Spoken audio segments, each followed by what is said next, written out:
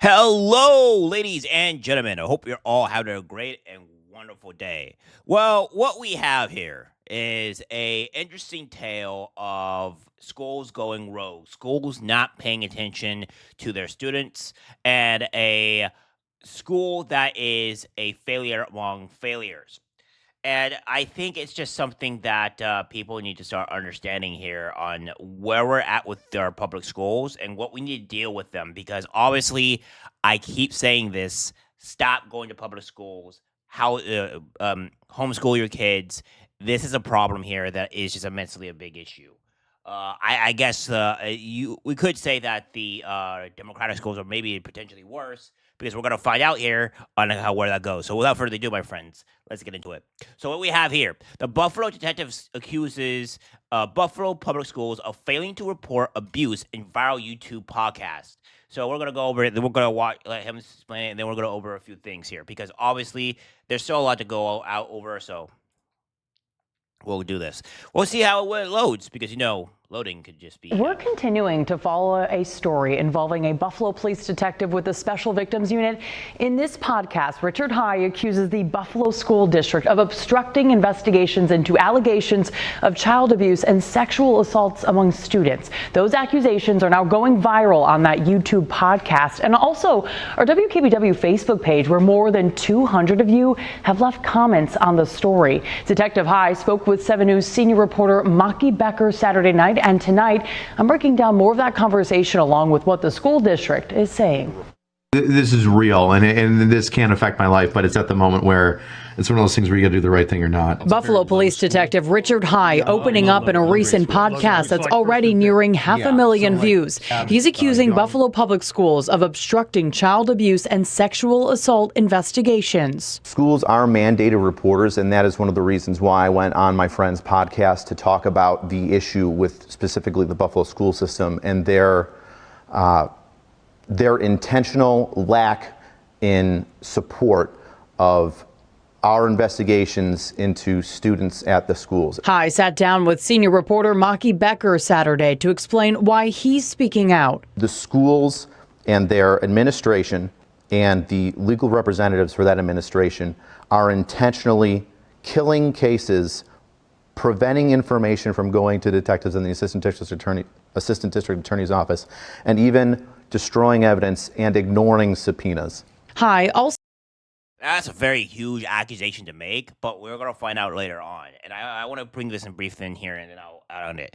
Where I'm not surprised by many schools are doing this, if there is any schools at all, because what these schools we don't see to do is to be investigating what's been going on.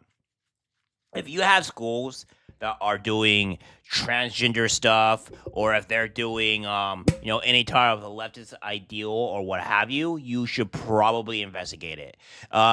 Same thing here. If you have it's like you should mostly check all those public schools, because I wouldn't be surprised if majority of public schools are doing this type of stuff. The things that teachers are able to get away with, the tenure that makes teachers almost impossible to remove.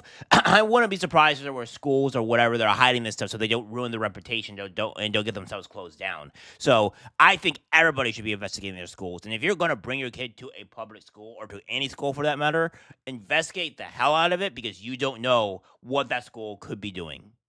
Also described a case where a student was sexually assaulted near a school pool. Unfortunately, that case did not get reported. If I'm not mistaken, it was the principal of the school who, quote unquote, did their own investigation and then deemed that the girl was a liar and then wrote a scathing report. But a district spokesperson denied the claims, calling them unfortunate and untrue, and vowing to vigorously address these untruths. In a Facebook post, Superintendent Dr. Tanja Williams-Knight shared she will be taking a break from social media. Now, again, this is what we have here. So she says here, good morning, FB friends and family.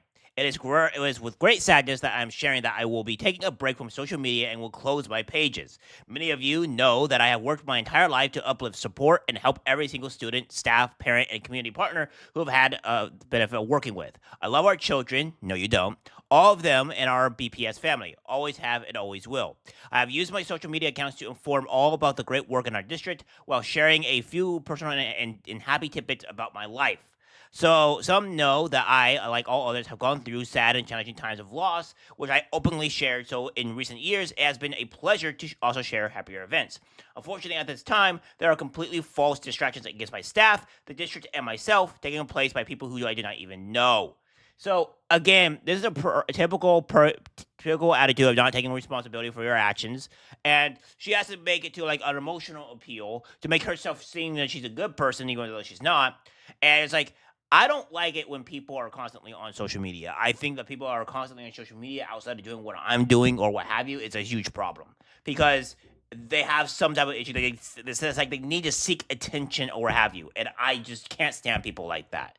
So yeah, she's just trying to play the victim here, and make people feel sad about her by using emotional appeal, which I said numerous times on this channel that I despise. This specific episode was something that was really weighing on my conscience. I say it even in the episode that a week prior I had started getting counseling because of it. The police union president told 7 News High's podcast shows his passion for the job and that he has the union's support. But High, who also runs the Angry Cops page, has made headlines numerous times in the past. In February, Investigative Post reported that the Attorney General's office found High had been repeatedly discourteous, escalating civilian encounters and sometimes using force. And with possible disciplinary action on the line for speaking out, High says he's willing to take that risk. I'd like to see the people that are responsible for preventing children getting the appropriate amount of victim care to be held responsible. And you can check out all of our reporting on Detective. So guys, let me put this way, right? This is what a hero looks like. This is what a upstanding American should be. This is what we should be modeling ourselves after. Somebody that is willing to stand up against the corrupt government, the corrupt officials, or despite all the attack that he's getting and even risking his job.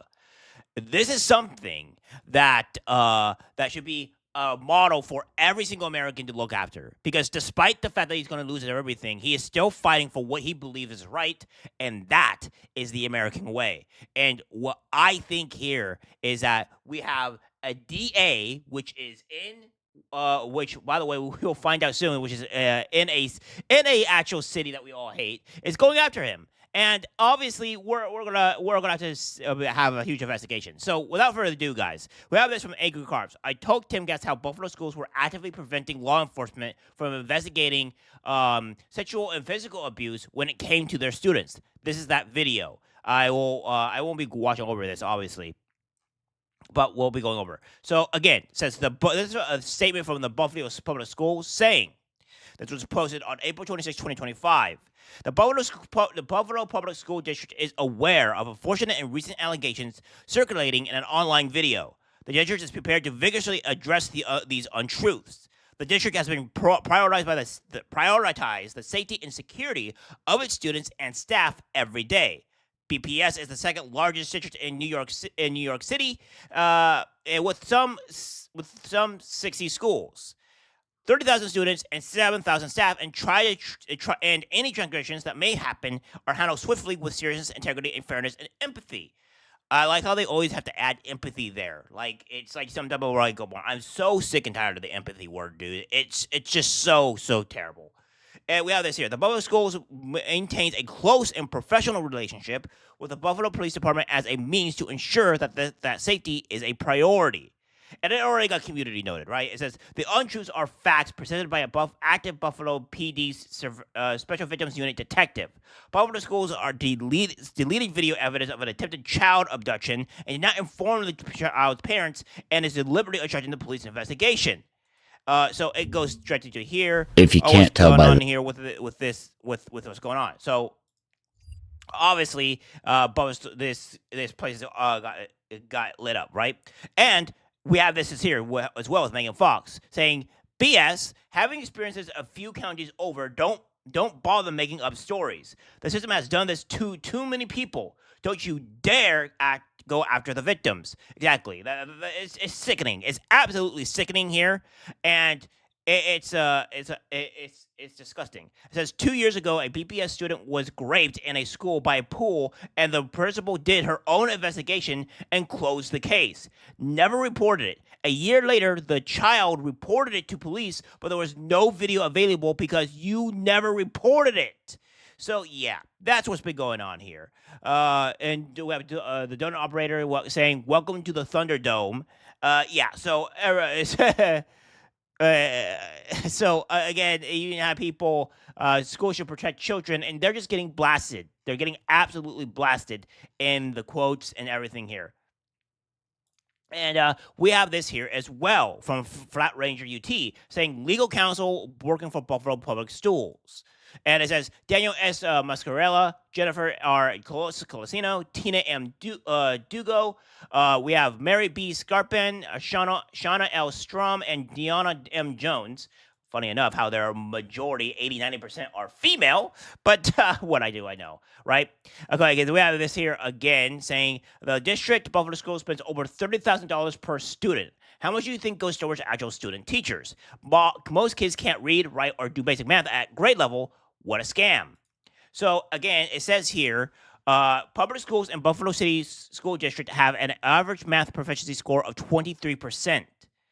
And reading proficiency score of 27%. The school district spending student of $30,000 is less than the state of median of $32,000. The school district spending student has stayed relatively flat over 4 school years. So yeah, that's not that ain't looking too great here, right? And then we have this here with Christopher F. Rufo saying, Public Schools claims all white people perpetuate systematic racism and forces kindergartners to watch a video of dead black children, warning them about racist police and state-sanctioned violence. I've obtained whistleblower documents that will shock you. It says here, the story begins with the district's diversity czar, Fatima Morel, who developed a new anti-racism curriculum and told teachers they must become woke and achieve critical consciousness. A Marxist pedagogical concept training students to identify and subvert their oppressors. So this is the woman here, of course. She has to. It's New York. So there you go, guys. That's the city in question. New York is the city that this is being placed in. So no surprise there. All right. So like I said, terrible. So black woman, yeah, typical. And we have this here. Anti-racism, a powerful collection of anti-racist policies that lead to racial equity and are substantiated by anti-racist ideas. Any idea that suggests racial groups are equal in all of their apparent differences, that there is nothing right or wrong with any racial group. So, yeah, it's going that there. And then it says here also being critically woke. He goes on to say, in a presentation to teachers, Morale claimed that America is built on racism and that America's sickness leads some whites to believe that black people are not human, what makes it easier to shoot them in the back even sometimes if you feel like it. Which is absurd, right? Because I know every last one of my viewers are not these racist people that she's claiming to be, and I'm pretty sure majority of them are white.